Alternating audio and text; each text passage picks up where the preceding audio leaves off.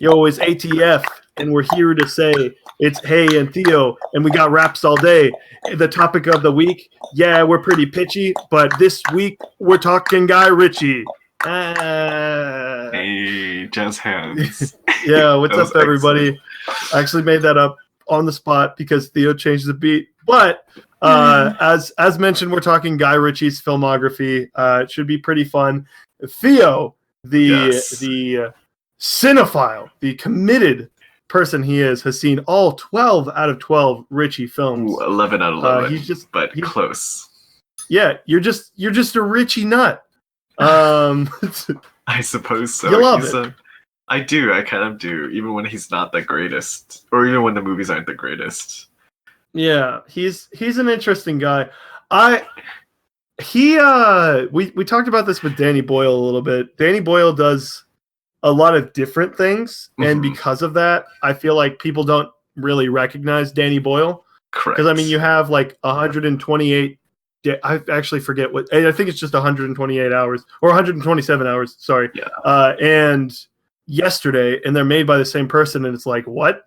And for the most part, I feel like Guy Ritchie has like a style he tends to keep going with. Even his, we'll touch on that a little bit more. Correct. Yeah. But even in Aladdin, I kind of feel his style. I was gonna say I don't like his style, and we'll touch on this a little bit more when we get to Aladdin. But that's one of those cases where I'm like, what are you doing, Guy Ritchie? Okay, fair. But yeah, we'll start with Guy Ritchie's directorial debut with Lock, Stock, and Two Smoking Barrels. Theo, I'll let you go first. What are some general thoughts on this Guy Ritchie project? So I will say that I think most people actually end up doing this, where I started off watching Snatch and then I went back to Lock, Stock, and I think that's a totally fine way to watch it. I think most people end up going that way. I do think it would have helped if I watched Lock, Stock first and then Snatch, because at times it feels like I think Lock, Stock is a really, really good movie and is an incredible directorial debut. It also does, especially with his future projects, it does feel like Lock, Stock is like, oh, your budget is a little bit limited and you can't do like as much as what he'll be known for. But like, regardless of that, I kind of feel like Lock, Stock is his Reservoir Dogs, where his style comes through so clearly and like so distinctively that you can't just ignore. Like, it is an important part of his work. Whereas, like, for example, let's say like Bong Joon-ho, you can't ignore his directorial debut. I think it's an amazing film, but like, it's not. It didn't set the groundwork for what was to come for him. Correct. It's not as distinctive, perhaps, as like what he'd be known for in the future. I think you mentioned Bong Joon-ho, and that's another person where I don't think he has like a same. Like, obviously, Bong Joon-ho makes good films. Like, that's sort of a given. But other than that, like, I don't really know what I'm expecting film to film. Whereas, like, Ritchie's one of those guys. I'd include, I think, yeah, you mentioned Tarantino. I think Tarantino is that same person. It's interesting you bring up Reservoir Dogs because I completely agree, sort of. The only thing is I think Reservoir Dogs actually benefits from that Tarantino storytelling. That it at least provides something unique, of a uniqueness to it, as well as like his dialogue that most people enjoy. But yeah, I think I came to this the same way you did. In that I watched Snatch before, and I really enjoyed Snatch. But yeah, I'm gonna have to heartily agree with you. This does feel like a little bit of a bare bones Snatch in a lot of ways. Yeah. But obviously, because of him getting on the map, like getting more well known, trying some like decently unique things at the time, and sort of like establishing those Guy Ritchie-isms, whether it be the editing that he's been able to like make something out of, just all that stuff. But I don't know if you know this, but Matthew Vaughn actually ended up producing this film. Oh, okay. Yeah, him and Ritchie started out as, I think they were buddies, from my understanding.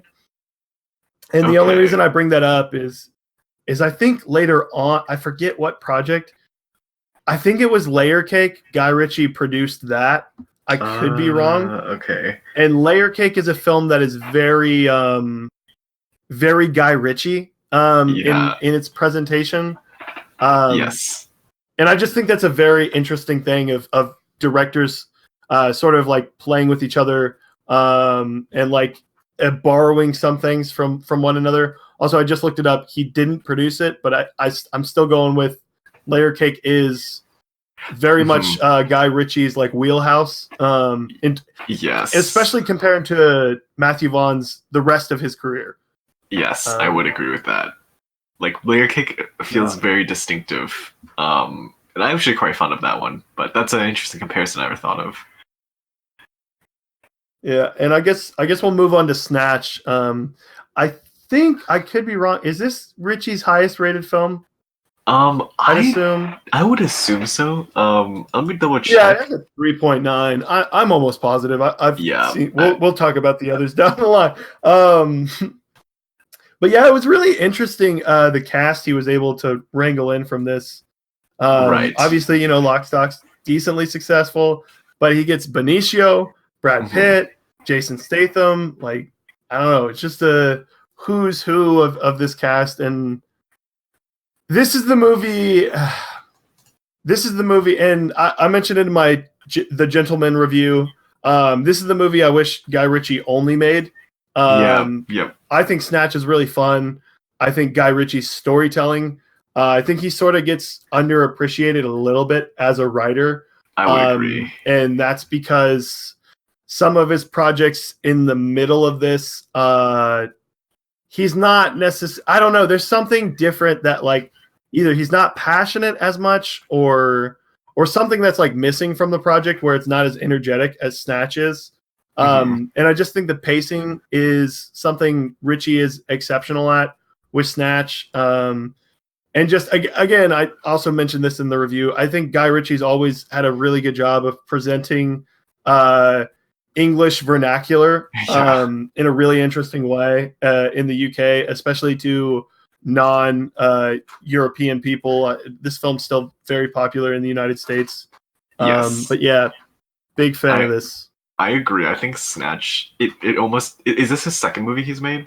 It is. I actually believe so. Okay. I was going to say, it almost feels like Lock, Stock I have utmost respect for, and I think was like incredibly necessary, and so I do really enjoy it. Snatch feels like a peak, which is so weird to say, but like he somehow struck a gold and made a movie that like it's just so kinetic, so energetic, so like I don't know, just it feels like I haven't really seen many other films. Like even since watching it, I haven't really seen many films that can contest with that. Besides maybe Fight Club in terms of like sheer energy, but even then, that doesn't like juggle an ensemble cast as well as like Snatch does because there's like so many for people sure. and plot it's just lines. got mostly the big two, Right. So that's the biggest thing, like that I commend Snatch for is like if you were to throw like 40 characters. Yeah. A lot of people would mention that as like, oh, you didn't give enough time to really delve into the main characters. Yes. Whereas I feel like what the side character are, oh my God, sorry, I just looked at the rating for Swept Away that we're about to get into. But what Guy Ritchie does is very interesting because the side characters actually build off of what the main characters are doing and how they're progressing. Yes. But they also have their comedic beats. They're also very interesting. Like it's one of those things where you could watch a Guy Ritchie like 10-hour film diving into each of these characters day to days, and I don't think it would be boring, which I'm not sure too many directors could do. Besides, maybe I know tons of people would back Scorsese up with his 10-hour Irishman cut whenever that's releasing. But yeah, no, I just really like. I don't know if I love this as much as other people. And I think I watched it like 2 years ago. And the only thing that like concerns me a little bit is there were a couple times when I was like, movie that's well made and fairly popular. Then I'd go with like the 8 out of 10, like when I first started out with. I think Snatch isn't that case. There's a couple that I could get into that do fit that description. Like I think it's called The Untouchables. Oh yeah. That didn't really like resonate with me as well, but I was like, it's well regarded, so and it's well made, and I've sort of like changed my rating system and grown differently. I think Snatch would still hold up well, but I'm just throwing that out there. Theo, you said Guy Ritchie. He peaked and then took a nosedive, apparently, because I'm just seeing the score for Swept Away. Yep. His film that stars Madonna, of course. Yep. And we're looking at a 1.5 out of 5. Yep. It's hard to get something down in the ones. It really is. And I assume you haven't seen this one. If you're a little bit surprised at its rep. Yeah. So basically, I was wondering, based on your score, you weren't. There's people. The top reviews for this are harsh. Yes. So here's the thing: is it a bad movie? Well, maybe I should explain what it is. So Swept Away is basically a remake of an older film that was quite well regarded. Of essentially, you have like a bratty, wealthy woman, and there's she's on a boat with like her friends, and one of the boat workers like gets really fed up with her antics because she's just very demanding. She's very rude. It's just a horrible customer service nightmare. He gets really upset, and they end up, through weird circumstances, they end up like on a lifeboat or whatever in the middle of they basically just like get up onto the ocean and end up stranded. It's on an island, and so it's like Castaway, except instead of the volleyball, it's two people who hate each other. Yes. But that is where the dynamic shifts, because this Italian man, he is a salt of the earth type working class person, and he knows how to survive, and she does not, because obviously she's very bratty. And so the dynamic switches, and she has to like beg him to help her. And I haven't seen the original, but apparently it's pretty good. So in this one, it's just like, I mean, it's Madonna, and I don't think she's a horrible actress, but she's not very good. And there's just like a weird dynamic of, I would describe it as almost BDSM / sadomasochism that is introduced in such a way where like it just very quickly goes from like, you want to help, you want to survive, then massage my feet, do this for me, and it just basically becomes like a dom sub relationship, which again I don't think is that like bad in terms of like, this makes it a bad movie, but I think that's what gives it the rep it has. And it is basically just like a horrible blend of like Guy Ritchie. I know you want to put your sadomasochistic cuck fantasies on film with like melodrama in the beginning and the end, where it becomes like super sappy and like super just like very melodramatic, and it's just a very weird film. So again, I'm actually not as harsh on this because I think it's really funny and how bad it is, that I actually had a good time. But yeah, it's a low point. Fun time. I just think it was an excuse for Madonna. Like, I mean, he was married to Madonna at that point, right? And it was basically just like a stardom machine, is what I think. And yep, it failed. It'd be like if Bradley Cooper was married to Lady Gaga, or was talking to Lady Gaga when they made A Star Is Born. Yep. No, but I'll just throw this out real quick. I don't. One of the recent reviews for this film is I get Matthew Vaughn now. I would leave Guy Ritchie too. And Matthew Vaughn actually stopped producing Guy Ritchie films after this project for a little bit. Yes, I agree. This is a movie I think is actually bad, but I just save my worst scores for movies I regret watching. And I do not regret watching Slipped Away. I think everyone needs to watch this once. Then we'll get to the one that you were telling me I should probably see before doing this, which unfortunately couldn't get to. It wasn't at my library. And I'm bad at internet. With that said, we're talking the 2005 film Revolver. Yes. Oh God. This one. And it's got lead man Jason Statham back with it. This one is a very weird project because if I recall correctly, it doesn't have a horrible score, but it's pretty low. It's at a 2.8, which is not the best. It's not abysmal, but it's clearly not very good. And so here's a film where I think Revolver is Guy Ritchie's persona. That is all I'll say about it. Whoa. And now it's not very good, but there's a lot of problems with it. I mean, there's a lot of problems with it, but I mean, Revolver might be. You mentioned that he's trying things. Yes, he's and trying. I'll say this: when you were talking about this film, I feel like I'm at least interested on what a Guy Ritchie experimenting would be, because of the films of his I've seen.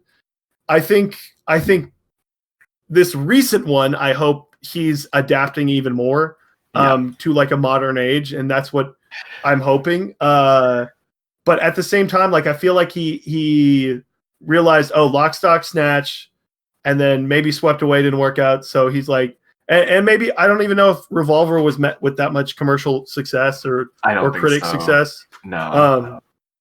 But he sort of goes back to like, okay, I am Guy Ritchie after this. So I am intrigued just for the thought of, this is different than what you would normally expect from him.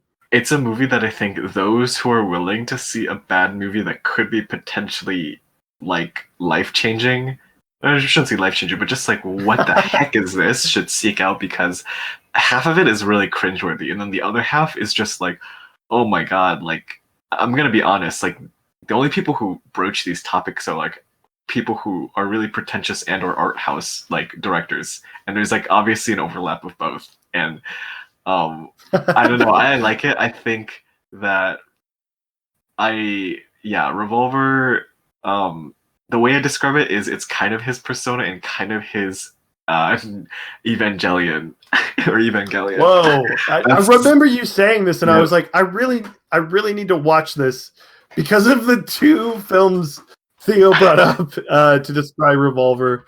But we'll move to the next one, which I have seen, and you have also seen, Rock and Roller. Yeah, it's got Jerry Butt, the biggest butt of them all, Gerald Butler. It's got Mark Strong, Idris Elba, Tom Hardy, Toby Kebbell. It's got a pretty decent cast. Yeah. I don't know. This movie's kind of messy, but it's also kind of fun. Yes, I would agree. And I think the biggest thing for me is watching Snatch. It felt like that was a very purposeful film. Yeah. And this just felt like, I want to get back into the realm of Snatch again. Yes, exactly. And it's like, maybe I don't have it as well mapped out, but if there's mobsters and drugs and like all that stuff, then it'll be fine. Like it'll figure it out. Yeah. I think Snatch is fun too. Yeah. I do actually agree. I do enjoy Rock and Roll overall. I actually have a pretty good time with it. I think Snatch's strength is every single event, every single action has a purpose, and like things are communicated through action almost as much as they are, almost more, I would say, through what happens and through the dialogue. Rock and Rolla, I feel, is a movie where a lot is conveyed through its dialogue, and that's not bad, but it makes it inherently less energetic. And so again, it kind of feels like Snatch, but then a little bit slower, which again could be a good thing for some people. But I don't know. Yeah, of course. Feel that way. No, I was just reading my review that I was looking for. I heard most of your thoughts. But yeah, I don't know. This is just a weird, like, because I think messy. It does hit highs at a decent amount. But yeah, I keep going back to the thing that we're both sort of agreeing on, where it's like, you sort of detailed out and mapped out every sequence you wanted to do. Mm-hmm. And also, I wasn't a big fan of Gerald Butler from my review, but also there's something I wrote here that keep in mind, this was 4 years, or not 4 years ago, but 3.5 years ago.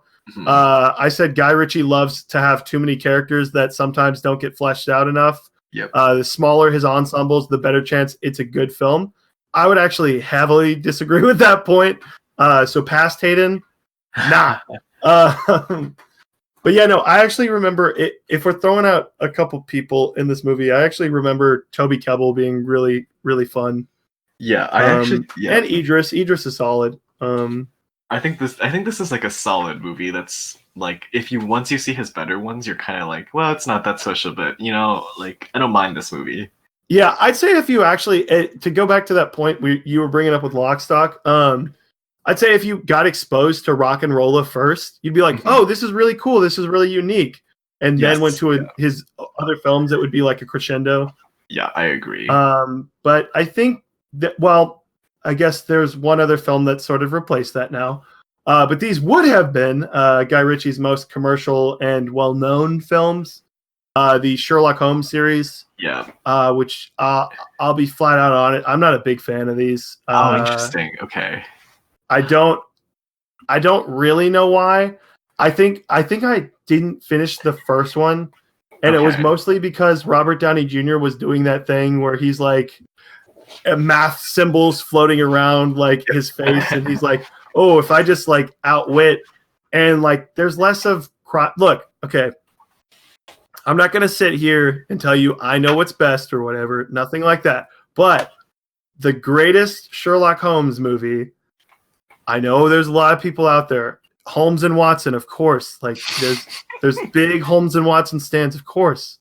Not really the movie's bad. But with that said, The Great Mouse Detective did it best. Oh, shit.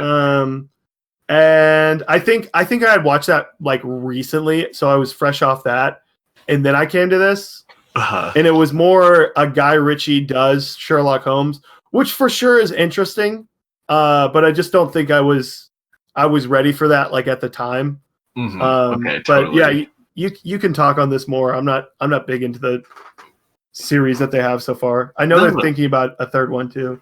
I think that like, are these that good of films? No. Are they a good return to form in terms of what I like from him, which is to say the energy of the editing?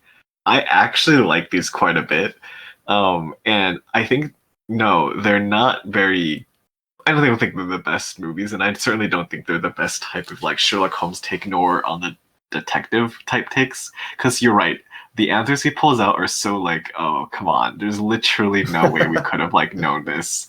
But I don't know, I'm kind of keen on them. I think if you're willing to turn your brain off for them, which is kind of paradoxical considering that they're Sherlock Holmes movies, they're like Sherlock Holmes movies where if you want to turn your brain off. Well, see, that's my thing. Is it would be weird. It would be like if. I'm trying to think of something. It would be like if Michael Bay was like, hey, I'm going to remake Inception. So just shut your brain off and it'll be fine. And it's like, well, why didn't you? Because my thing is, and I guess we're about to get into that because it's not exactly that at all, but the next film after this, but it's also based on a property. So never mind. But I feel like the next film that we're about to mention is another shut your brain off type film. Okay. And totally. I think Guy Ritchie's like always been like that. I know we had a conversation about The Gentleman, and I think even when Ritchie isn't exactly landing completely, his movies are still fun. Like there's still a delightful like bounce to them. And RDJ and Jude Law are both like solid. They're like they're good actors. They're charming.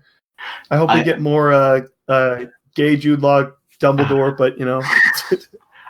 I think these are like, in my opinion, pretty solid cash check movies. You know what I mean? That's like how I feel about the Sherlock Holmes ones. Like, well, can I throw in like grand scope real quick? I guess. Oh yeah, sure. Because you say grand check, and that's an interesting like thing to bring up. But the thing is, Sherlock Holmes, you have those two movies that Guy Ritchie does, right? And then Man from U.N.C.L.E., which is based on a property. Maybe he was taking a risk because, of course, it's not as well known, of course. And then he does King Arthur, which is also another property that like is sort of. I know King Arthur is a story. I just mean like the mythos is almost like a Sherlock Holmes at this point. Yeah, true.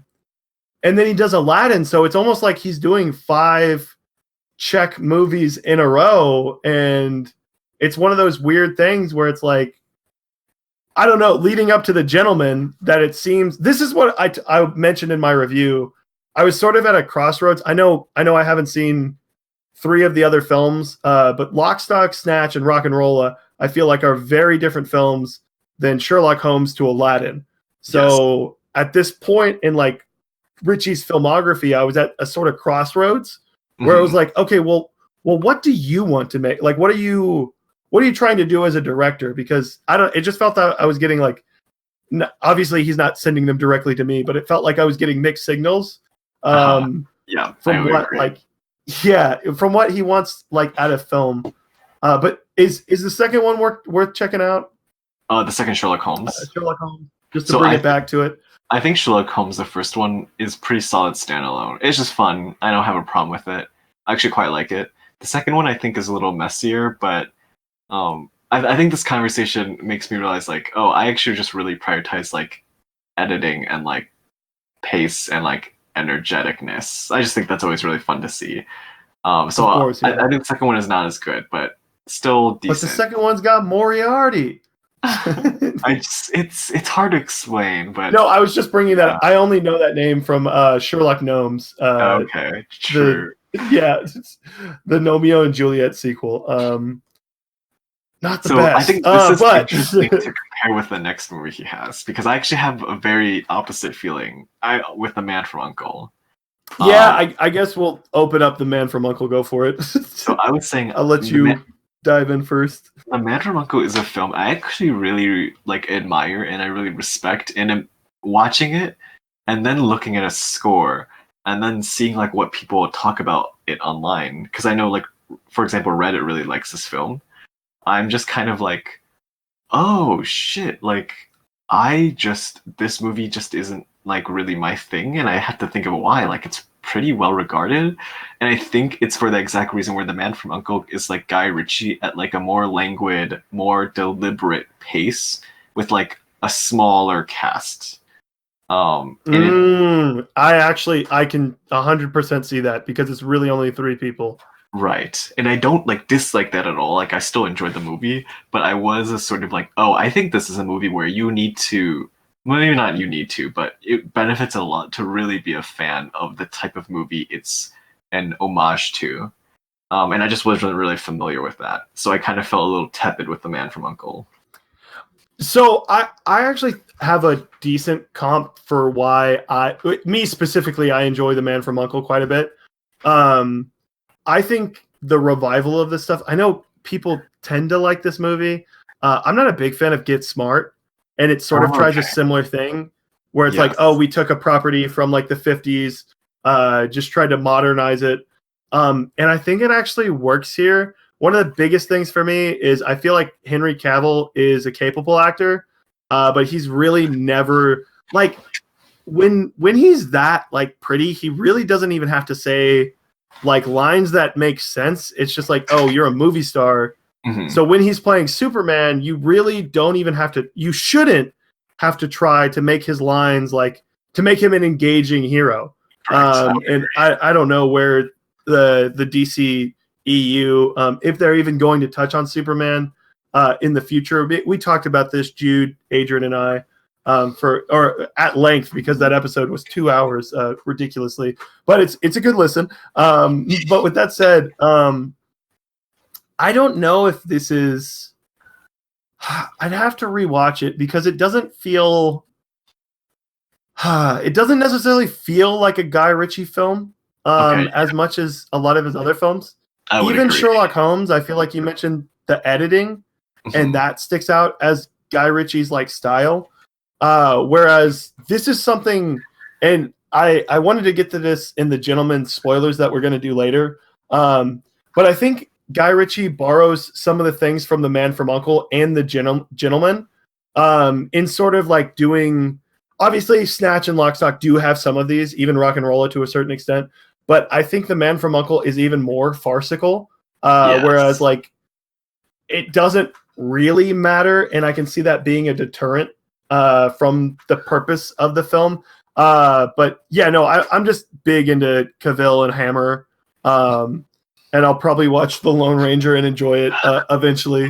Um, Great Theo movie. is hard Don't and listen yeah. to haters. But yeah, no, I'd like to mention another thing you touched on. It has gotten a weird, like, decent amount of cult following behind it. Just people that really love the movie. Yes. And I actually saw this with my friend in the theater when we just went to college. And I think that's why I have a little bit of fondness towards it, because it was our first movie, like, new city. We both had just moved in. We're like, oh, let's see this movie, A Man from U.N.C.L.E. It's got the Superman guy in it. That's cool. And we didn't know Armie Hammer at that point, because who saw Lone Ranger in the theater? Yeah, true. Hey, I did. And you did? I did. Nice. One of the 10. Sorry. And speaking An of 8 out of 10.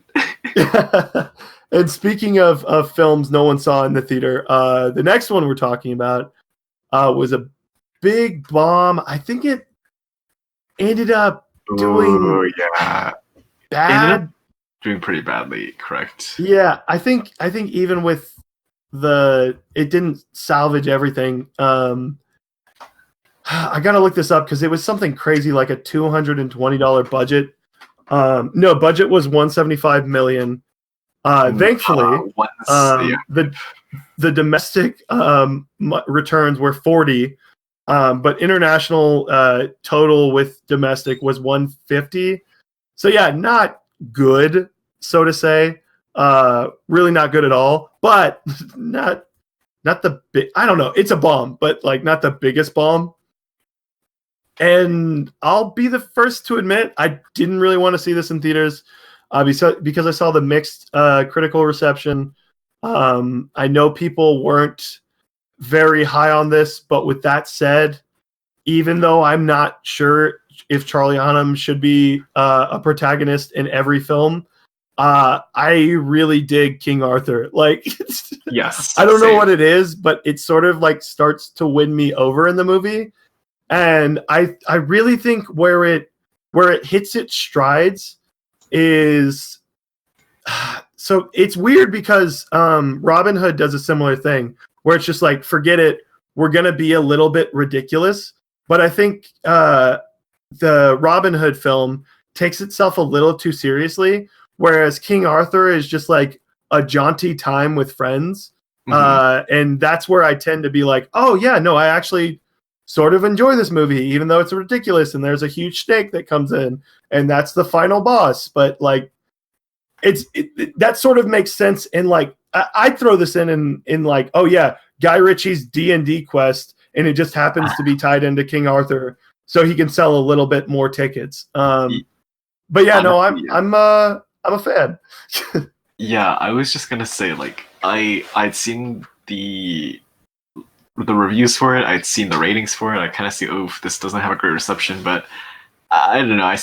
I will always watch a Guy Ritchie film just because he always has the potential to make something like Snatch. And you know what? This might sound crazy, but this is actually my second favorite Guy Ritchie film. Really? I actually really like King Arthur because when I watched it, I was just like, this is so fucking dumb. I cannot believe this is happening right now, but with a smile on my face. Like the entire time, because I was just like in awe at what they were doing. And I don't think it's very good. I think I should say, like, anyone who wants to watch it, like, don't expect a very good movie. But listen, it is just a D&D quest. And like, if that sounds really fun, where D&D quest where all your characters are like higher level and can do ridiculous shit, and it's and just, like, for whatever reason, there's some dude bro that's like leading your quest, and he really wants like the most, like, and then the big buff guy with the beard grabs a sword and he like cuts a snake, and it's pretty rad. Like, that's what Guy Ritchie's about in his quest. I honestly had a great time, and you know what? I thought the acting, like, for what it is, I thought it was great because everyone is kind of hammed up in the way that they needed to be. I would actually agree with that. Like, Charlie Hunnam in this movie, pretty damn good. Like, Jude Law, great villain. Like, it just really worked for me. And I was just gonna say, like, he does a really good job where he edits all the like swordplay and the arrow shit in a way that just feels really good. For sure. Yeah. And again, there were some people that said the action didn't look good. And I was like, I actually don't remember Tom Wu being in this. And that someone will mention later, but Oh, he was I didn't realize briefly. he was in King Arthur. He's the martial arts guy. The like Oh, okay, sort of gotcha. figure. Dang, I didn't think that. But I actually want to go back to one of the actors you brought up. For whatever reason, Digimon Honsu, like, dude was in Blood Diamond, Leo's considered one of our like great actors, and like pound for pound was like about the same with him. And then I feel like he hasn't been given a role like that showed for that, if that makes sense. I would agree with that. And it's like, wait, hold up, why didn't this guy like get enough time? I mean, he's in quote unquote in Guardians of the Galaxy, but he's not actually in Guardians of the Galaxy. Even Shazam, like, he plays a very minor character. Aquaman's the same case. And it was just good to see him act. Like, I just feel like we haven't gotten his presence on screen a lot. Yes. And I don't know. I just really prefer, I don't know what it is that he brings to the table, but also in Gladiator, he's a welcomed presence every time he's on screen. Yeah. And I think you need those actors to be over the top when you have someone that's, I'll admit, again, I'm backing him in this film. When Charlie Hunnam's a little bit wooden, I think you need actors being a little bit goofy, like to sort of pair with that. And yeah, Jude Law's so good as an evil little king, and he's so swarmy, and this is just fun. A movie that, like, if you like, I just really like these sorts of like very typical stories of like, oh, guess what, King Arthur, he was wronged, and this is a story of how he gets it right. And it's just like, yeah, sign me up. Yeah, it's just, yeah, I don't know. It's hard to talk about it, but it seems like we both kind of love this movie. Yeah, no, I'm not gonna lie, I was midway through like me talking about enjoying it, and I was scrolling to see like where your review was, and I was like, oh, Theo really likes this too. I really like this movie. Yeah, no, I don't know what it is. Like, this to me is everything that I sort of wished Aladdin would be, and it's a good segue into that, because I just feel like Guy Ritchie can put his fingers into something that's a big film. I mean, one of the things I mentioned is I don't know why Guy Ritchie was asked to do Aladdin. It's not exactly like the name that comes to mind. But with that said, like, Favreau doesn't really have, and I'm not saying this as a diss, Favreau's a pretty decent director, but Favreau doesn't really have like a signature trademark. He's just like a good leader from my understanding, and he's good at like balancing people and managing. And maybe Guy Ritchie's that, but also like the hyper editing is such a distraction in Aladdin, I felt like. And I even feel like it looked bad because it looked like it was just sped up, like at 1.5 times speed. Yes, on like Windows Movie Maker. And it's like, Ritchie, you're better than this, man. Like, it's I do agree with you. I just have such a like, I have a really hard time being like talking about this one because I truly am like, oh, I completely understand why people don't like this, but at the same time I kind of don't, because I don't know what it is, but just the things that bother a lot of people don't really bother me. And at the end of the day, it was just like, oh wait, this was like I had a pretty good time, I think. And there were definitely parts I didn't like as much, but I don't know. This is tough. This might be like my Rocket Man. I mean, not really. I don't even like this movie. Oh, interesting. But it's just a movie I can ignore all the flaws people are saying, and I'm like, yeah, that was a pretty good movie. I kind of liked it a lot. So I'd like to hear, like, because it seems like you're more negative on it than I am, and I just truly have a hard time understanding.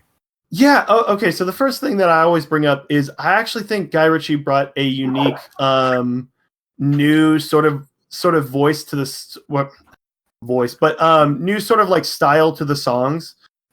In that he didn't really try to imitate those. I think Friend Like Me This might be a little bit hot take. I'm just going to start with the positive before I get to the negatives, just because that's where Theo was going. So I might as well stay on that for a second.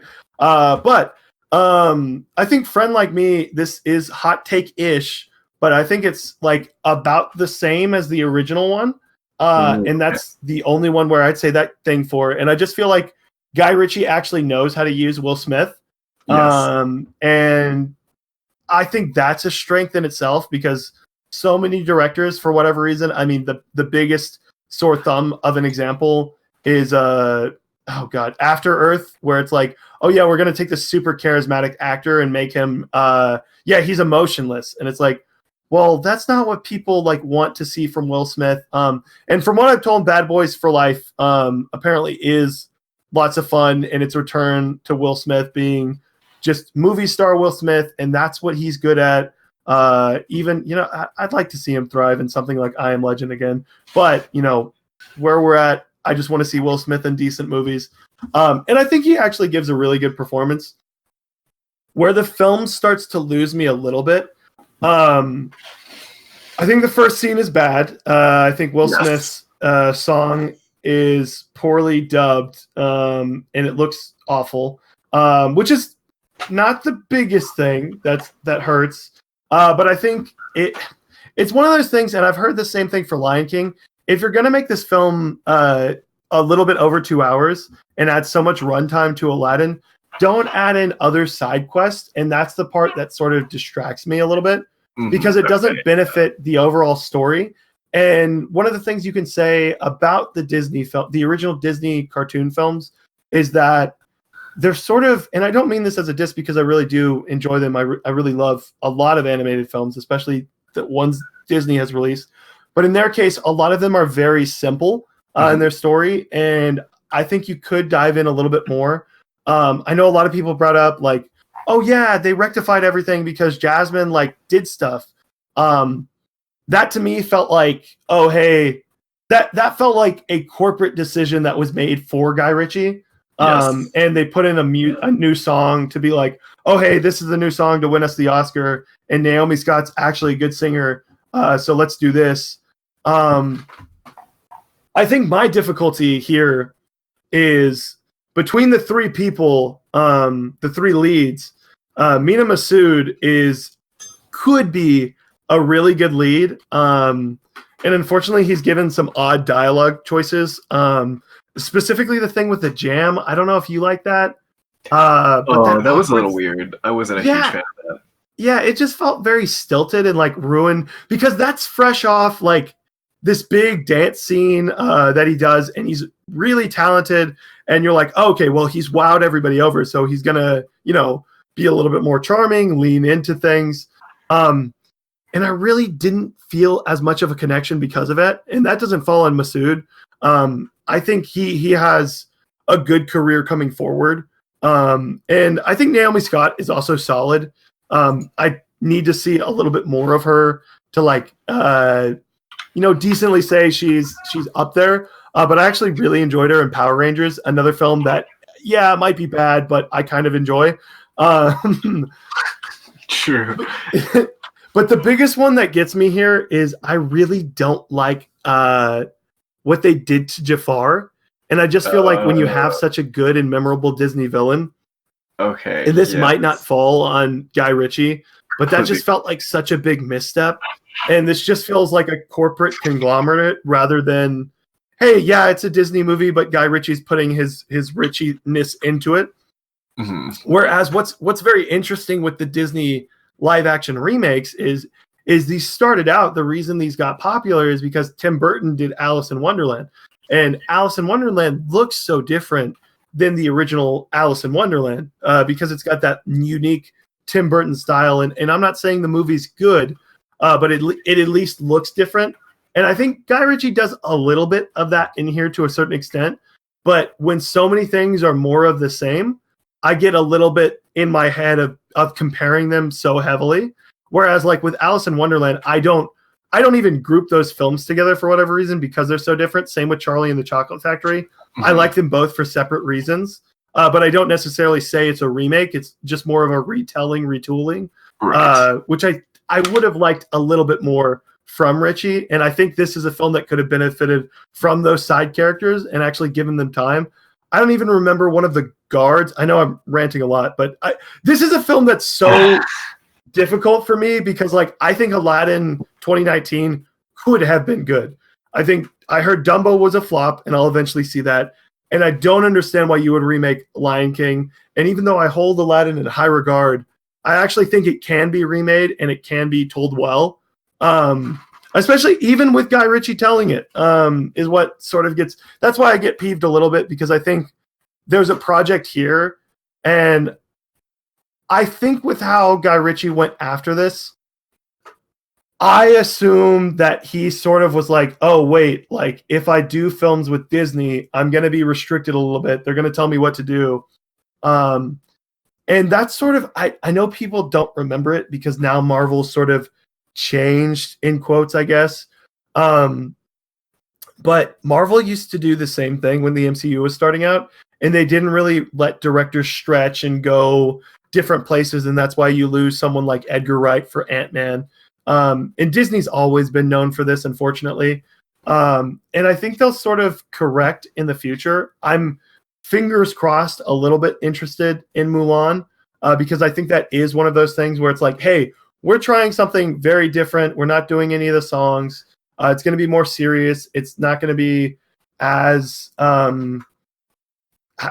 don't know if I'd say blatantly I wouldn't call Mulan blatantly racist.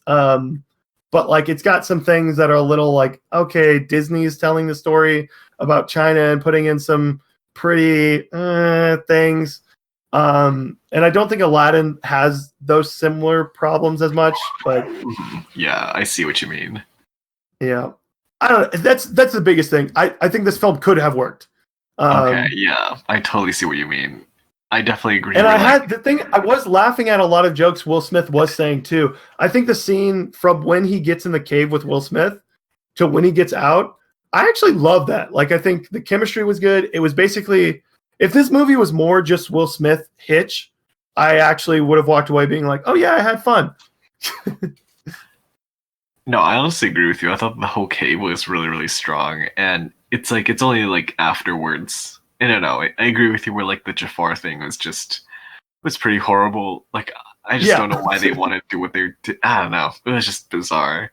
And I don't to know me, if that was an the biggest actor's flaw. choice or what. Like, because I really don't like saying like, oh, this person turned in a bad performance, because it's not normally just an actor that's deciding things. Yeah, they really just made Jafar. But they really went for something that was not good. I agree. But yeah, I guess we'll move on to a different one. Actually, we'll just do general gentleman thoughts. I know me and Theo have already talked about, so we'll keep it a little bit brief, and then we'll do a spoiler separate in the bonus episode, which will be on YouTube later.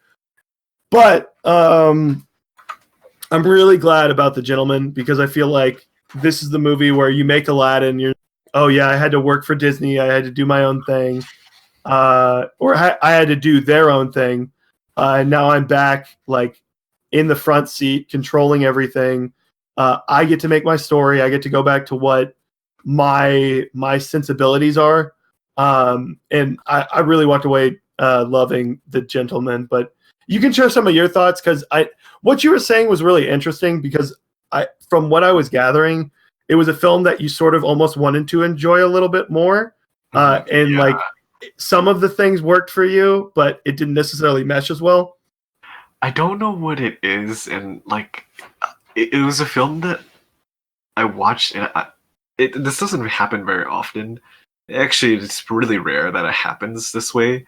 But after I left the film, I was truly just like, I just don't know how to feel about this. Like, I truly don't know. Like, did I like it? Did I not like it? I'm not even sure I can give you an answer. And part of that may be because I'm holding him to like my idea of what he is based on past movies. And I know this is gonna sound really weird, but like, whereas The Man from U.N.C.L.E., I could kind of accept like much more easily, because it's very much different from his usual style. I don't like I think it's cool that it's its own thing, even if it's very much away from his usual style. The Gentleman is a film where I'm like, oh, this is very much like Guy Ritchie. This is like so Guy For Ritchie. sure. This is Guy Ritchie's The Irishman. You know? Yeah. I think that's what you said. I would agree with that. Like, it's got such a big ensemble, and I don't know. I'm just really pleased this film got made. But keep going. Sorry. I was just saying, like, it's like, it feels like such a Guy Ritchie movie that like also feels like it lacks a lot of the other elements of Guy Ritchie I like. And I know that sounds really weird, but part of that is because it did feel, to me, it felt like it lacked some energy. I don't know if you felt that at all. I felt that a little bit at the start, but there's one scene we'll get into spoilers a little bit that once it won me over. I was like, okay, no, I'm along for this ride. I'm very much invested in what Guy Ritchie's trying to tell here. Okay, totally. And I think that is make or break, because it's one of those things. I even said in my review, I was like, if you're not down for what like Guy Ritchie is presenting, I think this is a very quickly a ride or die film.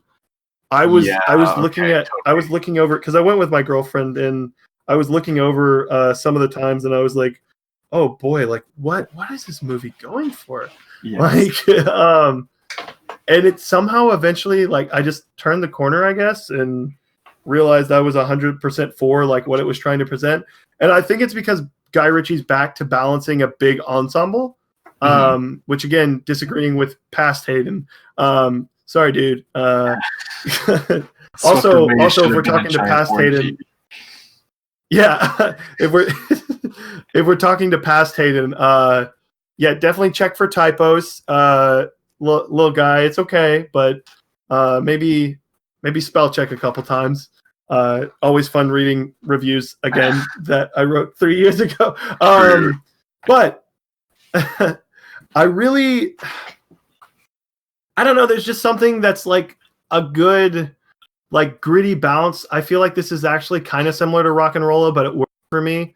And I think it's just because Guy Ritchie's blending a lot of different things in this that wouldn't have necessarily worked early on in his career.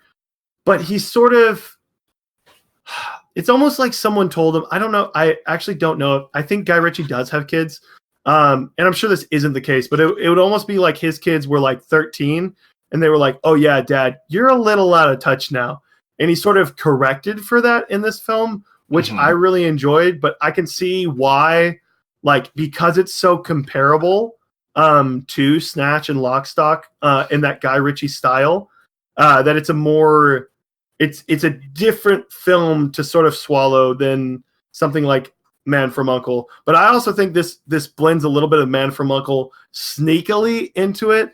But yeah, yes. No, I think the biggest thing is the actors. Just adding last thing, but yeah, really like the ensemble they pull through here. Yeah, I definitely agree with, like, if this signifies him making more movies like this, I'm really excited to see where he goes from here. Even if I'm not the biggest fan of this. Just throwing this out, because I'm pretty sure from how you were talking a second ago. Do you like Aladdin more than The Gentleman? I actually do. I don't know if you saw this, but I made a ranked, like, I kind of ranked them, and it's not a. I'm not telling you, it's not a good ranking, but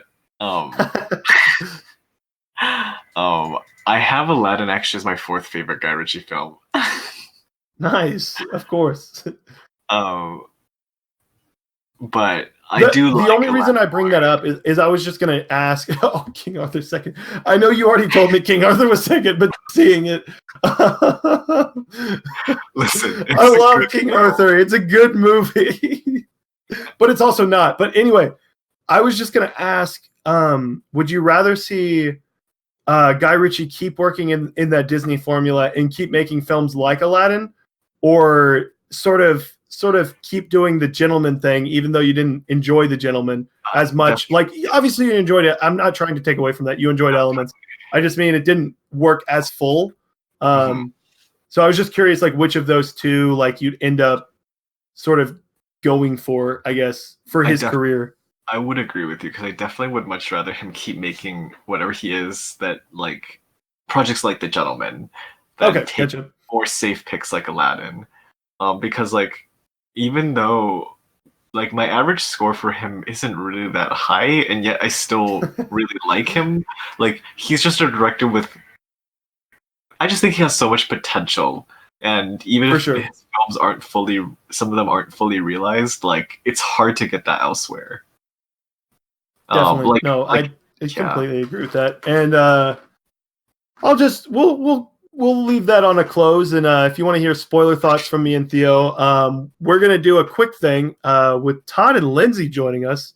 Ooh. Picking, I guess I mentioned Todd and Lindsay are joining us, but we're gonna be picking the tournament picks. So let's go to the future. So Zowie.